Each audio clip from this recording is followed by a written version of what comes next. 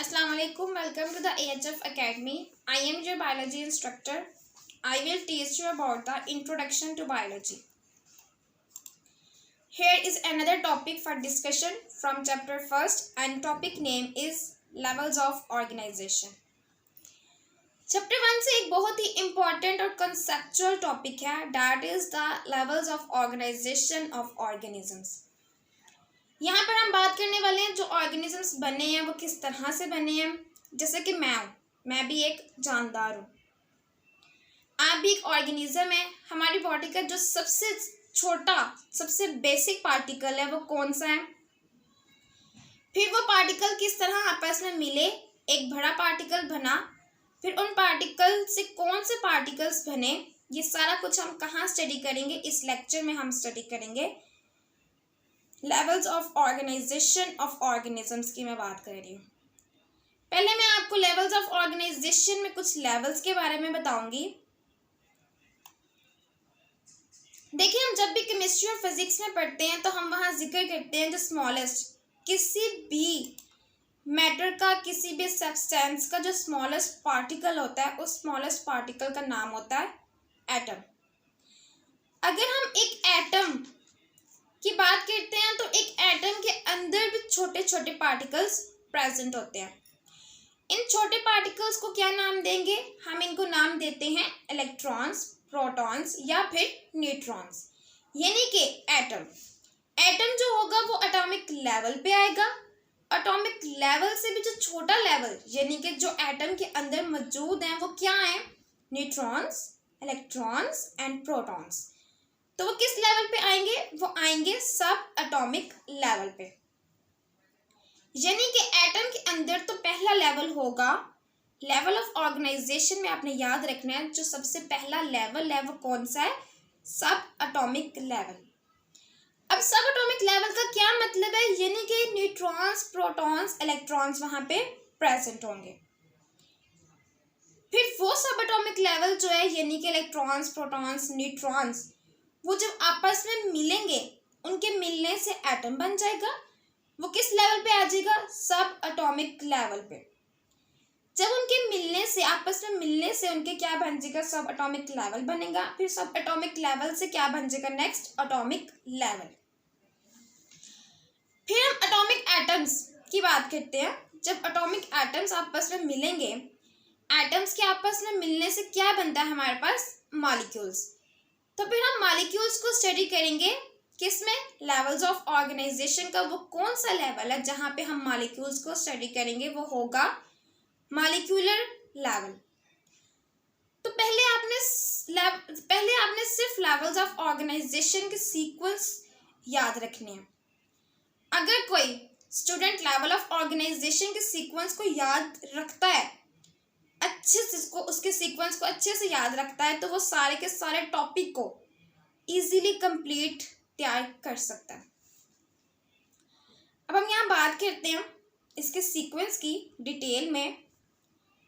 जब एटम्स मिले, एटम्स के मिलने से बनते हैं मॉलिक्यूल्स.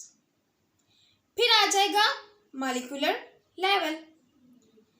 इसी तरह से जब मॉलिक्यूल्स आपस में मिलते हैं तो मॉलिक्यूल के आपस के में मिलने से बनती हैं ऑर्गेनेलिस.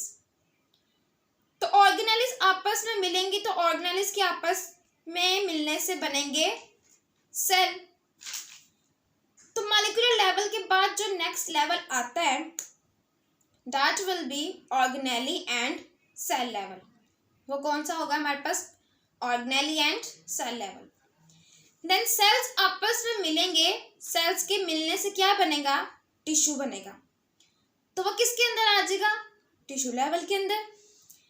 टिश्यूज के मिलने से जो चीजें बनेंगी उसे हम कहते हैं ऑर्गन्स, और इसको हम स्टडी करेंगे ऑर्गन लेवल पर. अब ऑर्गन्स के मिलने से बनते हैं ऑर्गन सिस्टम. देन हम इसको स्टडी करेंगे ऑर्गन सिस्टम लेवल पे. तो जब ऑर्गन सिस्टम्स मिलेंगे, इनके मिलने से एक इंडिविजुअल, एक जानदार बनेगा. और जब एक ही जानदार, एक ही स्पीशी के जानदार एक ही जगह पर रहेंगे तो उससे बनेगी पॉपुलेशन. पॉपुलेशन जब बनेगी तो बनेगी कम्युनिटी. जब कम्युनिटी बनेगी तो बनेगा बायोस्फीयर। तो होप सो आपको इस सीक्वेंस की समझ आ गई होगी। इसको याद भी रखना, ये सीक्वेंस मैंने कैसे बनाई है। मैंने छोटे लेवल से स्टार्ट किया और सबसे बड़े लेवल की तरफ मूव कर गई। सबसे पहले क्या आया हमारे पास, सब एटॉमिक लेवल। सब एटॉमिक लेवल में क्या होते हैं, इलेक्ट्रॉन्स, प्रोटॉन्स, न्यूट्रॉन्स होंगे, आपने याद रखना है। और फिर आता है हमारे पास एटॉमिक एटम। एटॉमिक एटम में क्या होता है, ऑक्सीजन, हाइड्रोजन एंड क्लोरीन। यहाँ डिफरेंट एलिमेंट्स भी हो सकते हैं। नेक्स्ट है हमारे पास मॉलिक्यूलर लेवल। मॉलिक्यूलर लेवल में क्या आता है, ग्लूकोज। इसका फॉर्मूला है C6H12O6। This is a molecule. इसको हमने कहाँ स्टडी करना है, मॉलिक्यूलर लेवल में। नेक्स्ट हमारे पास आती है ऑर्गेनेली, जिसकी एग्जांपल है हमारे पास माइटोकॉन्ड्रिया। जैसे कि आप स्लाइड पे देख भी सकते हैं कि मैंने 1 बाय 1 करके सारे स्टेप्स, सारे सीक्वेंस लिखे हैं और आगे से उनकी एग्जांपल्स भी लिखे हैं कि इस स्टेप पे इस सीक्वेंस में क्या क्या हो रहा है। ठीक है। नेक्स्ट हमारे पास आती है सेल। सेल में किसकी एग्जांपल आ जाएगी, यूकैरियोटिक सेल के। हम इसको डिटेल में देखेंगे कि क्या क्या चीज़ें हैं। नेक्स्ट हमारे पास है टिश्यू लेवल। टिश्यू लेवल में कौन सी एग्जांपल्स आएंगी, मस्कुलर टिश्यू, ग्लैंडुलर टिश्यू। अब ग्लैंडुलर टिश्यूज क्या होते हैं हमारे पास, जो कि हार्मोन्स को रिलीज करेंगे। केमिकल, ग्लैंडुलर टिश्यूज हम क्या करते हैं, केमिकल्स होते हैं, हार्मोन्स होते हैं जो कि क्या करेंगे, रिलीज करेंगे। ठीक है। नेक्स्ट है हमारे पास ऑर्गन। ऑर्गन में क्या आता है, आइज, स्टमक, लंग्स, मतलब कोई भी ऑर्गन इसमें आ सकता है। जब काफी सारे ऑर्गन्स मिलेंगे, जैसे कि स्टमक है हमारे पास, वो मिला, साथ में small intestine and large intestine भी क्या हुई, मिली आपस में। इन सब का एक ही काम होता है, वो क्या है, डाइजेशन ऑफ फूड। तो हम इसको नाम दे देंगे डाइजेस्टिव सिस्टम का। किसमें, ऑर्गन सिस्टम में किसका नाम आ जाएगा, डाइजेस्टिव सिस्टम का। वैसे तो हमारी बॉडी के अंदर बहुत सारे सिस्टम प्रेजेंट होते हैं, जैसे कि nervous system, circulatory system and respiratory system. ठीक है। अब काफ़ी सारे सिस्टम है। यहाँ पे हमने एक ही सिस्टम देखा है, that is digestive system. Then digestive system या बाकी जो सिस्टम मिले तो एक जानदार बन गया। यहाँ पे आप किसी भी एनिमल का नाम लिख सकते हैं। हम एक ही क्लास में बैठे हैं, हम सब एक दूसरे से रिलेट करते हैं। ठीक है। हमारी जो अपीयरेंस है, हम सब एक दूसरे से मिलते हैं। तो एक ही जगह पर एक ही वक्त में एक ही तरह के जानदारों को जब स्टडी करेंगे तो वो पॉपुलेशन में आ जाएगा। जब हम एक ही वक्त में डिफरेंट पॉपुलेशंस को स्टडी करेंगे, जैसा कि फॉर एग्जांपल देखिए, जंगल के अंदर लायन भी है, ऑब्वियसली बात है, लिजर्ड भी है, स्नेक भी है। अब लायन की एक अलग पॉपुलेशन होगी, लिजर्ड की एक दूसरी पॉपुलेशन होगी और स्नेक की एक तीसरी पॉपुलेशन होगी। तो डिफरेंट पॉपुलेशंस को हम एक ही वक्त स्टडी करेंगे जंगल के अंदर डिफरेंट पॉपुलेशंस एक साथ प्रेजेंट हैं, वो बना देंगी एक कम्युनिटी। तो जब कम्युनिटी आपस में मिलेगी, इसके मिलने से क्या बन जाएगा हमारे पास, बायोस्फीयर। ठीक है, समझ आ गई। ये सारे हमारे पास क्या थे, सीक्वेंस थे, जिनको हमने डिटेल में 1 बाय 1 करके स्टडी किया। नेक्स्ट हम चलते हैं अपने टॉपिक की तरफ, टॉपिक को स्टार्ट करते हैं अपने। तो हम स्टार्ट करते हैं किस लेवल से, जो कि हमारे पास है सब एटॉमिक एंड एटॉमिक लेवल। ये जो टॉपिक है, इसमें से सिर्फ और सिर्फ एमसीक्यूज बनेंगे आपके। देखें, सब एटॉमिक का मतलब है एटम के अंदर होते हैं। क्या होती है, बेसिकली एटम के अंदर 3 चीजें होती हैं। कौन सी, जो इलेक्ट्रॉन्स होंगी उनके ऊपर क्या होगा, नेगेटिव चार्ज होगा। ठीक है। अब जो प्रोटॉन्स हैं उनके ऊपर क्या होगा, पॉजिटिव चार्ज होगा। अब जो प्रोटॉन्स हैं वो किसके अंदर होंगे, न्यूक्लियस के अंदर होंगे, और जो न्यूट्रॉन्स होंगे वो भी न्यूक्लियस के अंदर ही होते हैं। न्यूट्रॉन्स पे कोई चार्ज नहीं होता। ठीक है। Suppose that protons, neutrons and electrons. जैसे कि आपको डायग्राम से पता चल रहा होगा कि हमारे पास इलेक्ट्रॉन्स कौन से हैं। न्यूक्लियस इसका इनर वाला पार्ट है, जो सबसे अंदर वाला जो पार्ट है वो कौन सा है हमारे पास, न्यूक्लियस। प्रोटॉन्स है हमारे पास और इलेक्ट्रॉन्स हैं, ठीक है।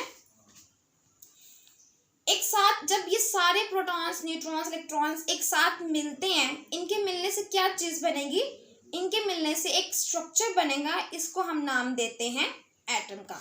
मतलब इन सब के मिलने से एक स्ट्रक्चर बनेगा, इसको हम क्या कहते हैं, एटम, ठीक है। जैसे कि आप डायग्राम पे देख सकते हैं कि इलेक्ट्रॉन्स कहाँ पे हैं, न्यूक्लियस कहाँ है, प्रोटॉन्स, न्यूट्रॉन्स पे कौन कौन सा चार्ज होता है, ठीक है। अब यहाँ पे एक वर्ड है एटम। अब एटम होता क्या है, अब एटम जो होता है, it is the smallest particle of an element is called atom. किसी भी एलिमेंट का सबसे छोटा हिस्सा होता है। एलिमेंट का स्मॉलेस्ट पार्ट होगा। जो करेक्टरिस्टिक्स एलिमेंट की होती हैं वही करेक्टरिस्टिक्स एटम की होंगी। यानी कि जो एलिमेंट होता है, एलिमेंट का जो स्मॉलेस्ट पार्ट होगा उसे हम कहेंगे एटम।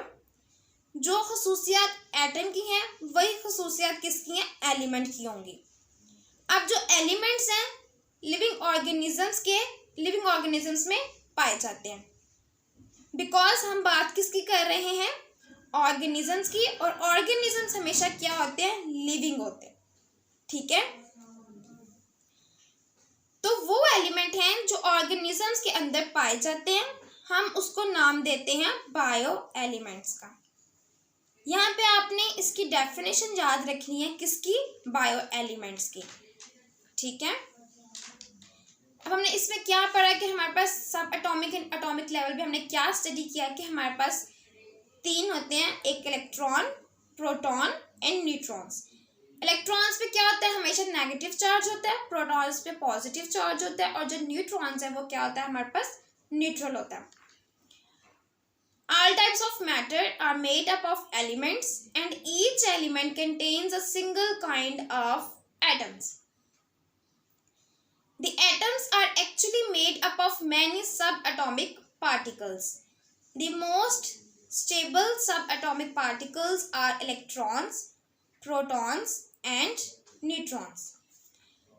अब हम नेक्स्ट चलते हैं, What is bioelement? हम बायो एलिमेंट को डिफाइन करते हैं। बायो एलिमेंट्स कौन से एलिमेंट्स हैं, the elements present in the living organisms is called bio element. The elements present in the living organisms, इसको क्या नाम देंगे हम, बायो एलिमेंट्स का। अब इसमें हमारे पास नेचुरल बायो एलिमेंट्स होते हैं, एलिमेंट्स होते हैं। अब नेचुरल एलिमेंट की बात करते हैं, जो कि होते हैं हमारे पास 92, ठीक है। नेचुरल एलिमेंट्स कितने हैं हमारे पास, 92। अब इस 92 में से जो 92 हमारे पास एलिमेंट्स हैं वो डिस्कवर्ड हो चुके हैं। इसमें से सिर्फ 16 एलिमेंट्स ऐसे हैं जो लिविंग ऑर्गेनिज्म की बॉडी के अंदर पाए जाते हैं, लेकिन बाकी जो एलिमेंट्स हैं वो नहीं पाए जाते। अब जो 92 में से 16 एलिमेंट्स हैं जो हमारी बॉडी में पाए जाते हैं, उन एलिमेंट्स को क्या नाम दिया जाएगा, उनको नाम देंगे बायो एलिमेंट्स का। यानी कि बायो एलिमेंट्स की तादाद कितनी होगी हमारे पास, 16। अब बायो एलिमेंट्स की भी 2 कैटेगरी आ जाएंगी, एक आ जाएगी major bio elements and second आ जाएगी हमारे पास ट्रेस बायो एलिमेंट्स। अब जो हमारे पास मेजर बायो एलिमेंट्स होते हैं वो कितने होते हैं, 99%, और जो हमारे पास ट्रेस बायो एलिमेंट्स होते हैं वो कितने होते हैं, लेस देन 1%। अब जो मेजर बायो एलिमेंट्स हैं, यानी कि ऐसे बायो एलिमेंट्स जो लिविंग ऑर्गेनिज्म की बॉडी का 99% हिस्सा बनाए, उसे हम क्या कहते हैं, मेजर बायो एलिमेंट्स। ऐसे बायो एलिमेंट्स जो लिविंग ऑर्गेनिज्म की बॉडी में सिर्फ 1% से भी कम पाए जाते हैं, उसे हम नाम देंगे ट्रेस बायो एलिमेंट्स का। मतलब मेजर बायो एलिमेंट्स में कितने हो गए, 99%, एंड ट्रेस बायो एलिमेंट्स जो कि लेस देन 1% है। अब टोटल बायो एलिमेंट्स कितने होते हैं हमारे पास, वो होते हैं 16। अब 16 में से जो 6 बायो एलिमेंट्स हैं वो हमारी बॉडी के 99% पार्ट्स बनाएगी। जो बाकी 10 एलिमेंट होंगे वो कौन से होंगे हमारे पास, ट्रेस एलिमेंट्स। ठीक है, समझ आ गई। अब वो कौन से एलिमेंट्स 6 हैं जो बॉडी के 99% हिस्से को बना रहे हैं। यहाँ से एक एमसीक्यू पूछा जाएगा, वो ये है कि वो कौन से एलिमेंट्स हैं जो बॉडी के 99% हिस्से को बना रहे हैं। ठीक है, अब यहाँ पे हमारे पास ओनली 6, ये हमारे पास 6 जो एलिमेंट्स उनके नाम लिखे हुए हैं यहाँ पे, oxygen, carbon, hydrogen, nitrogen, calcium and phosphorus make 99% of the total mass. अब जो ऑक्सीजन है वो कितनी प्रेजेंट होती है हमारी बॉडी के अंदर, 65%। ठीक है, और जो कार्बन है वो कितनी प्रेजेंट होती है, 18%। हाइड्रोजन है वो कितनी प्रेजेंट होती है हमारे पास, 10%। नाइट्रोजन जो है वो कितनी होती है, 3%। Calcium 2% and last one is phosphorus, वो कितनी होती है, 1%। तो आपको इसकी परसेंटेज याद रखनी है, वो नहीं बोलनी। अब ये तो हो गए वो बायो एलिमेंट्स जो मेजर बायो एलिमेंट्स हैं, जो 99% बना रहे हैं। अब जो बाकी 10 होंगे वो कितने परसेंट बना रहे हैं, वो बना रहे हैं सिर्फ 1% से भी कम बनाएंगे वो। अब मैंने ये कहा था कि ये टॉपिक सिर्फ एमसीक्यूज के लिए, तो आपको ये याद रखना है कि जो नेचुरल एलिमेंट्स हैं वो हमारे पास कितने हैं, 92, और जो हमारे पास बायो एलिमेंट्स हैं वो कितने हैं, 16। बायो एलिमेंट्स में से मेजर बायो एलिमेंट्स कितने हैं, 6, वो कितने परसेंट बनाएंगे, 99% बनाएंगे।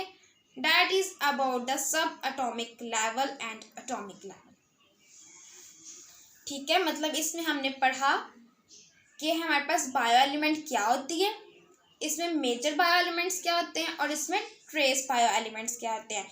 जो मेजर बायो एलिमेंट्स होते हैं वो कितने परसेंट हमारे बॉडी को बना रहे होते हैं, जो ट्रेस बायो एलिमेंट्स होते हैं वो कितने परसेंट हमारी बॉडी में होता है और कितने परसेंट है वो हमारी बॉडी में बना रहे होते हैं। अब जो मेजर बायो एलिमेंट्स हैं उसमें 6 होते हैं, oxygen, carbon, hydrogen, nitrogen, calcium and phosphorus. ठीक है, ये make 99% of the total mass. ठीक है, बायो एलिमेंट्स में से मेजर बायो एलिमेंट्स कितने हैं, 6 हैं, वो कितने परसेंट बनाएंगे हमारी बॉडी में, 99%, sorry. That is about the sub atomic level and atomic level. समझ आ गई। ठीक है, नेक्स्ट हम चलते हैं इसके नेक्स्ट स्टेप की तरफ, जो कि हमारे पास है मॉलिक्यूलर लेवल। हम ये देखेंगे जो मॉलिक्यूलर लेवल है वो किस तरह से बनता है और उसमें हमने क्या क्या स्टडी करने हैं। और यहाँ से एक शॉर्ट क्वेश्चन बनेगा, यहाँ मैं आपको एक सिंपल सी डेफिनेशन बता दूँ कि हम किसी भी ऑर्गेनिज्म की बात करते हैं, ऑर्गेनिजम्स के अंदर जो एटम होते हैं वो फ्रीली प्रेजेंट नहीं होते। मतलब ये कि हम किसी भी ऑर्गेनिज्म की बात करते हैं, ठीक है, हम किसी भी ऑर्गेनिज्म की बात कर रहे हैं तो ऑर्गेनिजम्स के अंदर जो एटम होते हैं वो फ्रीली मौजूद नहीं होते, बल्कि यहाँ पे कुछ होता इस तरह से है कि जो एटम्स होते हैं वो आपस में मिल जाते हैं। कैसे मिलेंगे? Atoms with the help of 2 different kinds of bonds. यहाँ पे 2 डिफरेंट काइंड के बॉन्ड बनेंगे, उस तरीके से क्या होगा, ये एटम्स आपस में कंबाइन हो जाएंगे, मिल जाएंगे। ठीक है, समझ आ गई। अब वो बॉन्ड्स कौन से होंगे? अब इनमें से एक बॉन्ड होगा आयोनिक बॉन्ड और दूसरा बॉन्ड होगा हमारे पास कोवलेंट बॉन्ड। अब आयोनिक और कोवलेंट बॉन्ड के जरिए से हम आपस में, अब जो एटम्स हैं वो क्या होगा, आयोनिक बॉन्ड और कोवलेंट बॉन्ड के जरिए से आपस में मिलेंगे। मिलने के बाद वो क्या बना देंगे, मॉलिक्यूल। और जब हम मॉलिक्यूल को स्टडी करेंगे या स्टडी करते हैं तो वो किसके अंदर आ जाएगा, मॉलिक्यूलर लेवल के अंदर। अब अगर मॉलिक्यूल की बात करते हैं, हमारी बॉडी के अंदर 2 तरह के मॉलिक्यूल्स होते हैं। First one is micro molecules and the second one is that will be a macro molecule. यहाँ से एक शॉर्ट क्वेश्चन बनेगा, वो शॉर्ट क्वेश्चन बनता है differentiate between micro and macro molecules. अगर आपको डिफरेंशिएशन का वो पूछें, जैसे कि ये हमारे पास है माइक्रो और ये हमारे पास है मैक्रो, तो हम पहले किसकी बात करते हैं, माइक्रो मॉलिक्यूल्स की। तो ये आएगा आपको एक इम्पॉर्टेंट शॉर्ट क्वेश्चन जो पेपर में पूछा जा सकता है, differentiate between micro molecules and macro molecules. अगर आपको डिफरेंशिएशन का क्वेश्चन आता है तो आपने हमेशा दरम्यान में लाइन एक ड्रॉ करनी है, लाइन लगानी है, और एक साइड पे लिखना है माइक्रो मॉलिक्यूल्स और दूसरी साइड पे लिखना है मैक्रो मॉलिक्यूल्स। अब माइक्रो मॉलिक्यूल्स में क्या होता है, माइक्रो मॉलिक्यूल्स में क्या लिखेंगे, देखें, माइक्रो का मतलब होता है स्मॉल, ऐसे मॉलिक्यूल्स जिनका मॉलिक्यूलर वेट क्या होगा, कम होगा, लो होगा, उसे हम क्या कहते हैं, micro molecules. For example glucose, water. Next हमारे पास आता है हमारे पास मैक्रो मॉलिक्यूल्स। अब यहाँ से शॉर्ट क्वेश्चन और जो एमसीक्यूज बनता है वो मैं आपको बता देती हूँ।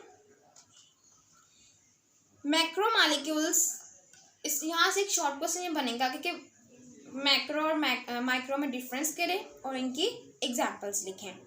अब जो मैक्रो मॉलिक्यूल्स है वो क्या होता है हमारे पास, उसमें क्या आ जाएगा कि ऐसे मॉलिक्यूल्स जिनका मॉलिक्यूलर वेट क्या हो, हाई हो, ज़्यादा हो, उसे हम क्या कहते हैं, मैक्रो मॉलिक्यूल्स। इसमें एग्जांपल आ जाएगी स्टार्च, प्रोटीन्स एंड लिपिड्स की। ठीक है, अब हमने इस टॉपिक में क्या पढ़ा, सबसे पहले हमने इसमें ये पढ़ा कि हमारे पास लेवल्स ऑफ ऑर्गेनाइजेशन के सीक्वेंस कितने होते हैं।